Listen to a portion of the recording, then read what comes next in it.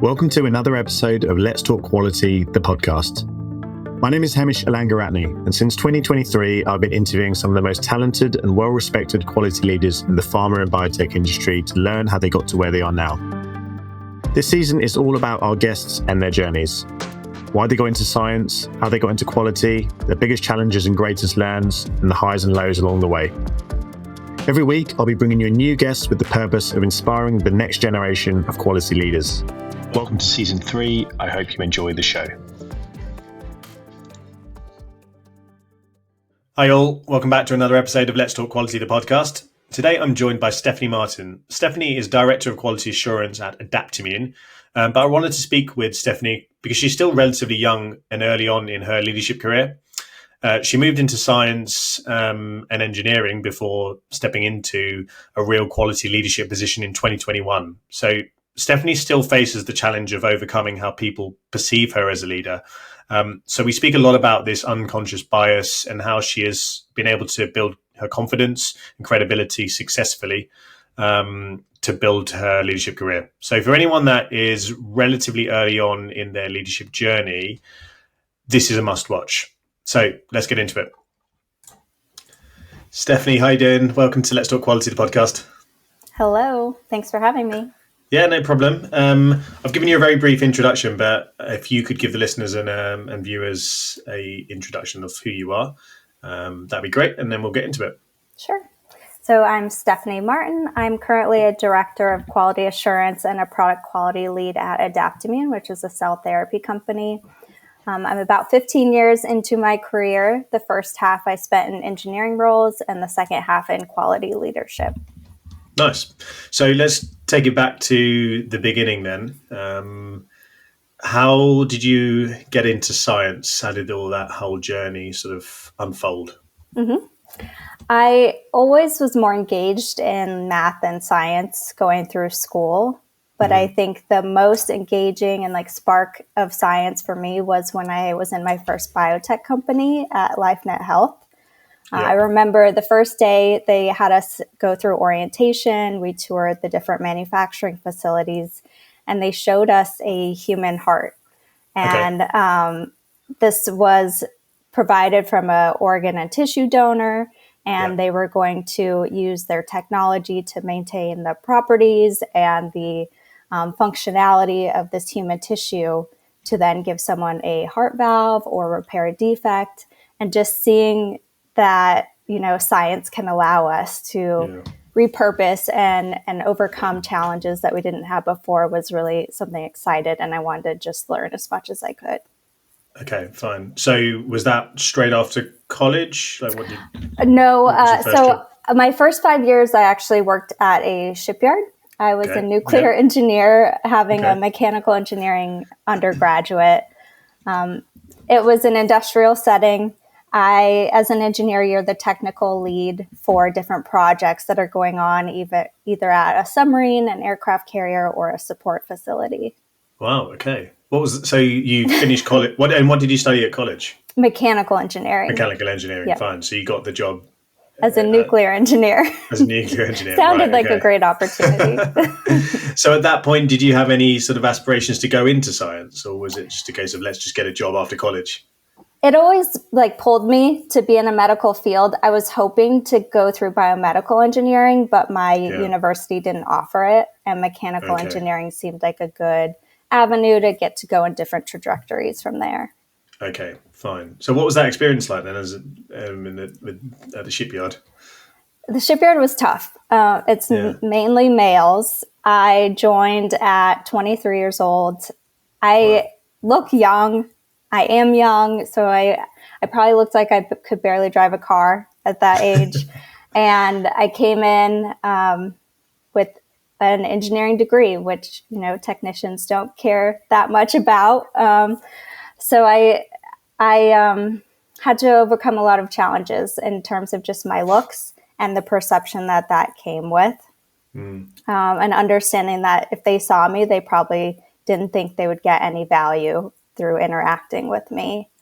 And that was kind of lived out when I had my first project that I was leading.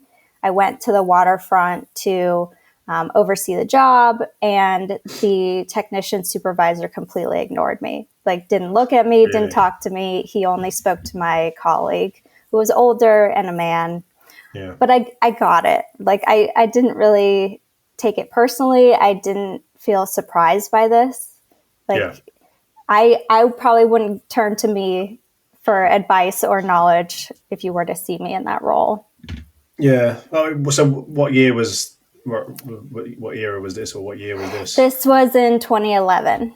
Yeah, because I started my first job in 2011 after finishing college. But it's a very, it seems obvious, but it's such a long time ago, and such a lot has changed in terms of culture and how the perception of either young people or males, females, whatever, that perception of the workplace culture, I think, has just shifted quite a lot in the last 15 years or so. But I'd imagine at that time would have been a really difficult, really difficult environment to sort of feel that you are, making a difference and people are listening to you. Mm-hmm. A male-dominated people that are generally older than you, that's tough. When you're first starting out. So you must have learned a lot about yourself, a lot of lessons about the type of role and the type of person that you wanted to be and the type of leader, I guess, that you wanted to be in the future. Like, if you had to think back to that time or anything, are there any lessons that stand out? Yeah, this was really my first building of emotional intelligence. And I didn't even know that term at the shipyard. Like I said, this is kind of an industrial. I don't think it would have been it wouldn't have been a phrase at that point emotional in 2011. Intelligence. Yeah, but I adapted from that first project on. So I knew that I needed to be prepared when I was doing a project, and to really be that SME that they could go to, and that would bring creative and valuable solutions when problems came up. So I would ask questions to my peers, but also to the technicians and the supervisors. I read a lot of manuals. I reviewed drawings, really just did my homework. Yeah. And then also, being a shy, reserved person, I had to get out of my head and speak up. Yeah. So any of those interactions with the people in the waterfront, I was making sure I was known, heard, seen, and also just that I saw them as wise and experienced, that I wanted to learn from them. Just because I have that engineering degree does not mean that I know any more than them or that I'm any better than them.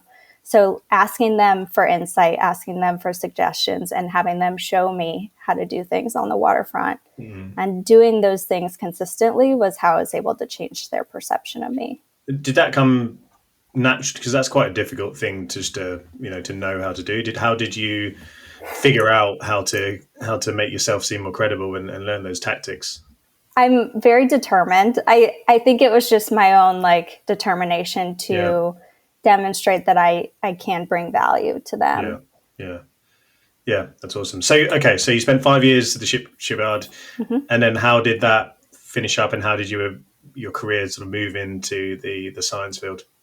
So I'd had that draw towards medical industry and being able to contribute to patients. And I had seen a role for a process engineering position at a local biotech company named LifeNet Health. So I applied and made the jump out of government work into this organization. Okay, fine. And how long and what were you doing there? You were a process engineer. So process engineer. So they have many different products that they develop using the donated human tissue. Okay. And they were classified as human cell and tissue products, also biologics, and some of them were medical devices. So this was really my first exposure to FDA regulations. And we went through the different requirements for new product introduction.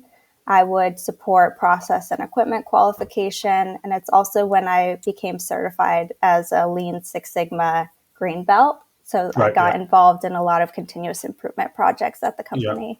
Okay, nice. So then, where did quality come from? How did you end up in quality? I didn't seek it out. There was a director of quality engineering who actually urged me to apply to an open position, and at LifeNet. At LifeNet Health, yep. And so I really wasn't looking to lead process engineering. My experience had been operations all along. But she saw something in me that I hadn't yet identified in myself. I had always set like high standards for my own work and the quality output that I would provide. But she saw that in me. And as I made the transition into quality engineering, I realized that I just needed to like apply that to a broader perspective to projects or changes and as an oversight role. So this is interesting, because a lot of people say similar things. Someone saw something in them. Mm-hmm. What was it, do you think, this person saw in you? I think just high standards. Like I wanted to always put out the best in what I was doing. And so if I'm sharing that across the organization and influencing the organization in that way, it can only be better for the company and their quality culture. Mm-hmm. Yeah, I agree. So you then applied for this role. What was it? A quality engineer or quality? Yeah, senior quality engineer. Senior quality engineer. Okay. And we were kind of recreating that group at the time. It was going through a transition, and so myself and the director built out that team over the next year, and we're supporting pretty much everything going on at the organization from a quality oversight standpoint. So how did that all go? Because from no experience in quality, how did you adapt in that situation? You mentioned earlier you're a very adaptable person, so obviously that trait was brought in. So I tried to be very intentional with how I communicated with the teams that I was overseeing and the projects.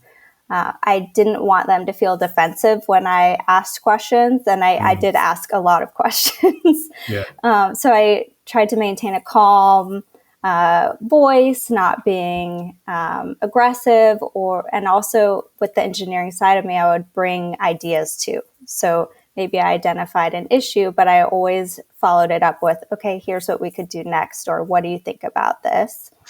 The other part was just focusing really on how to influence without direct authority. So I'd had that at the shipyard, and this was really where I continued to expand on that. And a lot of it is, again, just asking questions and coming with a reason when I'm like influencing and asking them to make a change from what they had planned. Yeah. What do you think the biggest adjustment was when you went from that engineering space to the quality space? More changing my mindset to like the risk-based decision making, where as a process engineer, that wasn't really at the forefront of my mind. But when I was in quality engineering, I had to really balance, when do I speak up, when do I put my foot down, and when is it really okay? Yeah. And I felt like that also fed into the influencing without authority, because if I were to raise a red flag at every opportunity I got, then I have a lot less weight with my voice. So I've really prioritized balancing when to stop something, when to say something isn't okay. Yeah. It's so okay. So you've now at LifeNet, and how long did you spend at LifeNet in this quality engineering role, senior quality engineering? About 2 years. About 2 years, and you moved on to where after that? Then I went to Cytrellis Biosystems, which was when I moved to Boston area, and that was a medical device company. Fine. Okay. So when if we sort of move towards your first sort of real quality, or what you sort of see as your first quality management leadership position, where would that be? When was that? And who with? I'd say first quality management leadership position was when I joined TCR² Therapeutics. This is a cell and gene therapy company, which I was really excited to get into that industry. But it was my first time having direct reports and going through that performance management aspect of leading others. Okay. So prior to that, no real sort of leadership in a quality realm, still quite early on in your career, would you say, from a quality perspective? Yeah, about 10 years into professional career, Yeah. but in terms of, being in FDA regulated industries, Yeah. only I would say 4 years in, Yeah. 2 years into And quality. So pretty new. I think pretty that's fair new. to say. Yeah, very new. And joining a cell and gene therapy company, Which I had not been in before. Yeah. How did you get the job? How did that sort of interview process and, how did that all go? And what made you the standout candidate? Mm-hmm. I saw a lot of parallels to my role at LifeNet Health with the tissue processing. So there are donor variability aspects and challenges that you have to navigate. Yeah. There are sensitivities of the cells that you're trying to maintain through the processing. The assays are very complex. So I made a point to really point out those parallels and how my experience at LifeNet Health was pretty unique, but also transferable to cell therapy processing.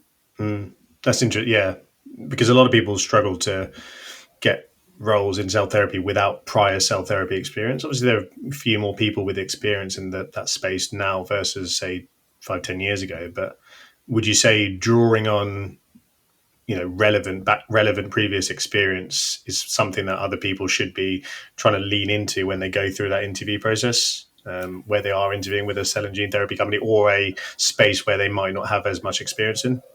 Yeah, absolutely. And if you're trying to make a change, which I really wanted to be in the cell and gene therapy industry. It's trying to find that value that you bring to the organization by your experiences. And I happen to have pretty diverse experiences, but there's always something that you can take from your past experience to bring into your new role. Yeah. So this was, what year was this roughly when you joined TCR? 21, fine. So you'd been in sort of professional career for 10 years, new into the quality realm, young looking, as you say. I think that's it's a challenge when you go to interviews, or when people are applying for jobs and you go in front of a panel, or you have a Teams meeting, whatever it is, or Zoom, and people have there's naturally unconscious bias happening when someone sees someone as potentially inexperienced or potentially young. But you managed to obviously get that role, and your leadership career has evolved quickly from that point. Why do you? What's sort of that is a challenge in itself, having the having to face that unconscious bias. Can we just talk a bit about that? So, getting the role at TCR, some of the challenges that you might have faced from right from the outset, from the interview process, and around that potential unconscious bias, and how you've overcome that over time. As I mentioned with the shipyard, to change someone's perception of me, took time. That was one of my key learnings, is that they have these biases, they have these assumptions about you, and it's going to take time for them to see you differently. So that the interview process is really hard to overcome that. I think TCR Squared did a good job of setting up their interview process where they did thoroughly vet you, and I did feel like the panel saw me through that experience. Yeah. But even so, as I was in the quality management role, I felt like I was beyond that role. I had actually accepted that role, and I was accelerating faster than what that role had. So my impact, my contributions were beyond that of a quality manager. And I think it took a while, probably about 2 years, for me to demonstrate that I should be at a higher role. And as I was trying to advocate for myself, I also heard other leaders saying, I thought you were already at this more senior level based on my interactions with you. Interesting. So there was that experience. And I think also in other roles that I've accepted a title or even a salary that was lower than probably what I could deliver to the company in terms of impact. But then I worked to show them through time that I was at a higher level and I was making a bigger difference than what my title and my salary reflected. Can you pick out any particular traits that you had that you demonstrated during that time that showed others and showed your leaders, showed the wider organization that you are a credible leader and you have the potential to step into bigger roles? What stands out from a sort of personality traits perspective Yeah. from you? I think what they saw in me was how I am able to influence others, and also just maintaining that grace under pressure, and then coming with solutions and like real ways to move through problems. And when in doing that, having that enterprise level thinking. So it wasn't just about my lane, it was about really like making the right decision for the organization. And through my communication with others in these more high stakes decision making meetings, they saw that I was providing value in that way. Do you think you're a natural leader? I do. And because I often ask this question, like, why do how does one become a leader? Is it a natural thing? Is it through your environment, nature versus nurture, all that sort of stuff? What was there anything particularly in your upbringing that sort of made you want to lead, or made you a better people person, built up some of these softer skills like empathy, emotional intelligence, communication? Is there anything that stands out from your upbringing? It's an interesting question. I've never really dug into it. I did move around a lot. So also needing to just put yourself out there, make new friends, be in uncomfortable situations. Like that was very much my upbringing. It wasn't very, I didn't grow up with the same set of friends from going to preschool through graduation. So you really have to adapt when you're moving every few years. Yeah, it's interesting. Often people, great leaders would have, either had to fend for themselves in some sort of situation growing up, or may have been an only child, or may have had to support someone or a sibling or something on their own, or face some sort of adversity where they've had to go through resilient or tough times, or may have been brought up in competitive environments such as sports, whatever it may be. I often find there's something that there's some sort of influence in the younger age. It is. I have come a long way in terms of being a shy, reserved person. And I think I always had leadership qualities, but I was in my head so much when I was younger. So I would say really like getting my first jobs in high school and having to interact with people I didn't know and building that rapport with them when I don't already have that connection and comfort to them. I think that was a big turning point, was, being in public facing jobs as a shy, reserved person.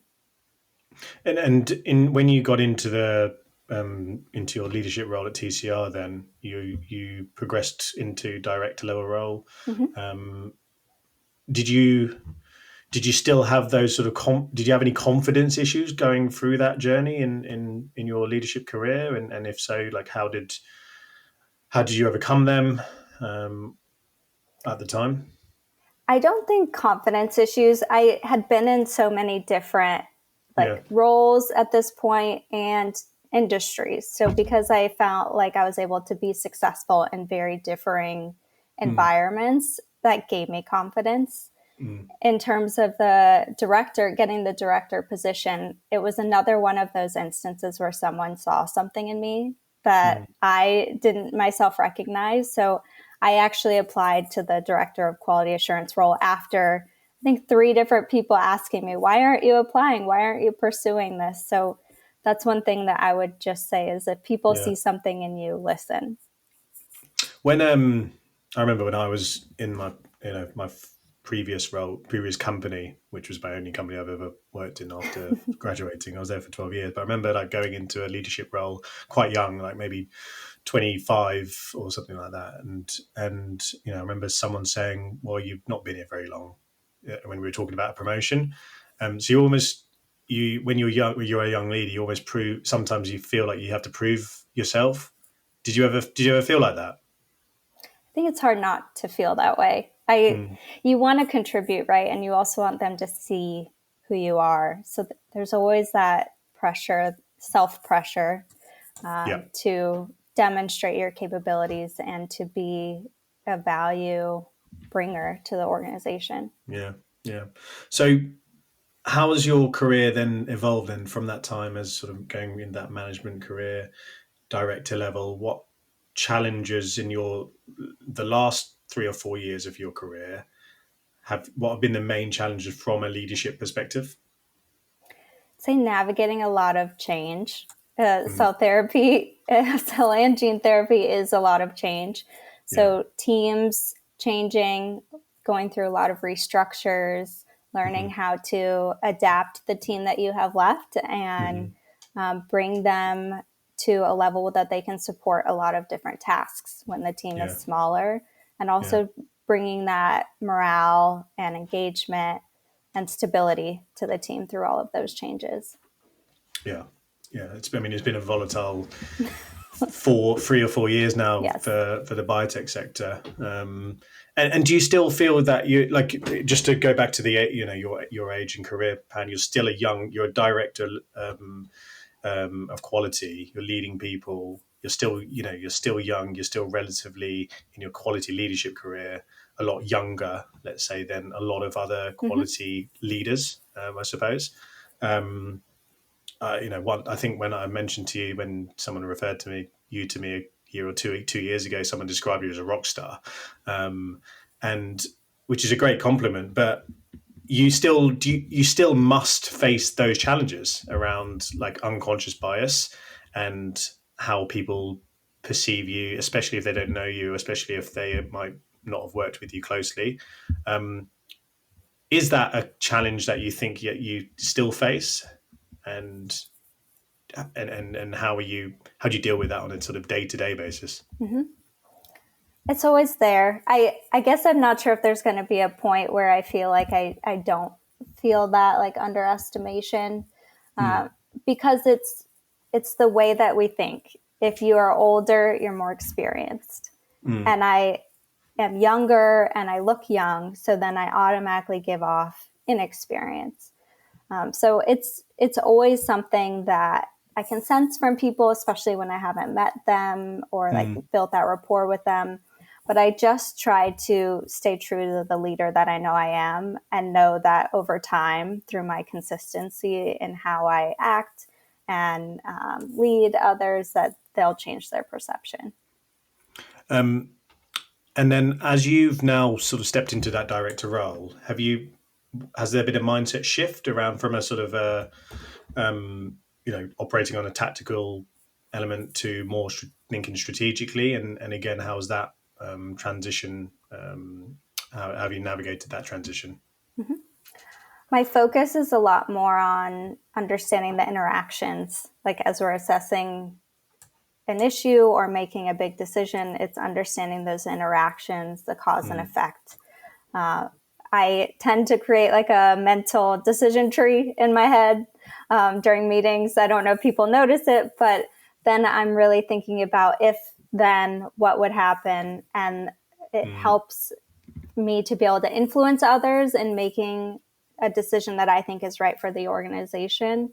And it's back to that like enterprise level thinking and decision making, that it's not just about what I'm looking at and today's problem, but about the bigger picture. Yeah. So it sounds like you've equipped yourself with the framework and almost a blueprint to help you manage situational leadership. So I guess talk us through that when framework and how you came up with that. Is that something you learned? Because that's important from a practical thing someone could take away from this. Yeah, it's not so standardized, I would say. It's that I'm very much a critical thinker, and I also think of the problems. Hope it doesn't make me too much of a pessimist when I'm in meetings, but I think about what could go wrong. So it's just like the deep analysis that I tend to do internally, and then I vocalize that right? And so that everyone has the same shared understanding and that we can make the right decision. Yeah, awesome. I really like that. Fine. So I suppose my final question around like just the I guess the leadership perspective and how you've kind of navigated that, the careers, I suppose, is around like how you now develop others, because obviously, you're coming to the real crux of leadership, directing people, hiring people, growing their careers. What sort of framework do you take in hiring and developing people to be your future successors, for example? And how do you coach your staff to develop their softer skills and their ability to become better leaders?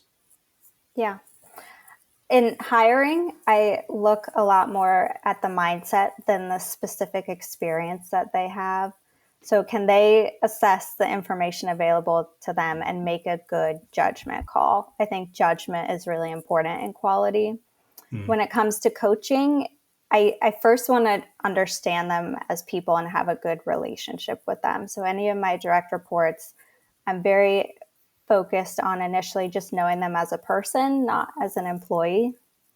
And then from there, just giving them the trust to make their own decisions, but also knowing that I'm within arm's reach. So if they want to just run it by me, if they're not sure where to turn, I'm there if they need me.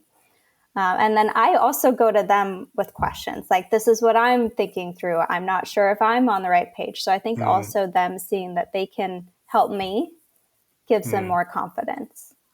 Well, that also shows that you're approachable, doesn't it? Yeah. And it sort of lowers the barriers and down, I learn guess. from them. I never want to feel like I can't learn from others, no matter what level I get to. Yeah, and again, that's a great trait from a leadership, is someone that always wants to be learning and is curious. And hopefully, by you demonstrating that to your team, they naturally pick up. Stephanie's asking me lots of questions. She's that's how you learn. So yeah, I think it's a good trait for anyone, regardless. Final question, just again on this. Sorry, another final question. What if you had to sort of give someone advice, someone that's sort of you 5-7 years ago, early on in their career, early on in their quality leadership career, and wants to become, wants to get into a bigger role, but may face some of those same sort of challenges in perception and bias that you did. Is there any particular advice that you would give someone?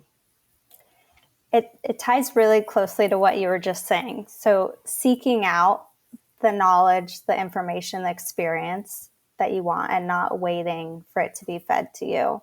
I think this is really what's accelerated my career path, and I think it makes this person take control of the momentum of their own future. Very good. That's awesome. Right, I've got some quick fire questions just to fire away at you. Let's do it. Right, first question is what's the one value that guides how you lead? Equal value. No one's more or less important than the others. Brilliant. What's the best advice that you've received in your career? You might not think this is career advice, but to put on your oxygen mask before helping others. So I think with anybody that has a ambitious attitude and is really self-driven, you have to take care of yourself first and be careful not to burn out, because it doesn't help you and it doesn't help those around you. Yeah, great. I've already asked you one piece of advice you would give to sort of people in your career, but so my final quickfire question would be around people in your life. So this could be professionally or personally, but is there any one person that has been your biggest inspiration when it comes to whether it be personally or professionally? My husband, Tim, if you met him now, you would see him as a successful engineer and project manager. But when he was 18, he graduated high school with a 1.7 GPA and couldn't get into a single college. because he had struggled with different learning disabilities. So his only real path out of high school was to be a mechanic. Yeah. And after he was in that role, he realized this isn't the future I want for myself. I have to do something different. And he was able to overcome these learning challenges and graduated in an apprenticeship program, and then a bachelor's degree and a master's degree in engineering. And he still today is, reading self-help books, always trying to just better himself. So he's really my daily reminder that if you think something is a boundary or you think something's a roadblock, it's really up to you to overcome it. Oh, well said, Stephanie. I think that's been brilliant. I really enjoyed this conversation. Yeah, and, thank you. You should be really proud with everything that you've achieved, and excited about what you will go on to achieve. Still a long time left for you to impact this industry. So thank you so much for sharing that journey and being really open about it. And I think a lot of people will very much be able to relate with your career path. So I really appreciate you coming on the show and sharing your journey. Absolutely. Thanks for having me. Absolute pleasure. Thanks, Stephanie. Thank you for listening to today's show. I hope that you got value from it, whether you're starting your career in quality or if you're at the top of your field. Today's episode was brought to you by RX Group. I'm the founder of RX Group. We are a pharma and biotech recruitment organization focusing purely on quality assurance. We recruit consultants and senior level permanent quality professionals into the pharma and biotech industry. If we can support you, whether that be in a hiring capacity or if you yourself are looking for work, please get in touch with me on LinkedIn, visit our LinkedIn page where you can subscribe to the podcast, and visit our website, www.rx-group.io, to find out more about us. See you soon.